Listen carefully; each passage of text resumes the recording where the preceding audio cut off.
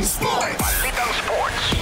Nasungkit ng TNT Tropang Giga ang PBA Governors Cup 2024 Championship title sa Game 6 kontra Ginebra sa Smart Araneta Coliseum sa score na 95-85. Dinomina ni Hollis Jefferson ang laro kontra Ginebra at nakapagtala ng 31 points, 16 rebounds at 8 assists dahilan para makuha ng TNT ang back-to-back championship title sa PBA Governors Cup. Samantala, itinanghal naman na Finals MVP si The Blur Jason Castro sa score na 13 points at 6 rebounds. Kinilala naman bilang top scorer ng Ginebra si RJ Abarrientos sa score na 31 points at sinundan ni Justin Brownlee na nakapagtala ng 16 na puntos. Nagpapasalamat naman ng Tropang Giga sa mga sumuporta at tumangkilik sa kanilang laban sa PBA.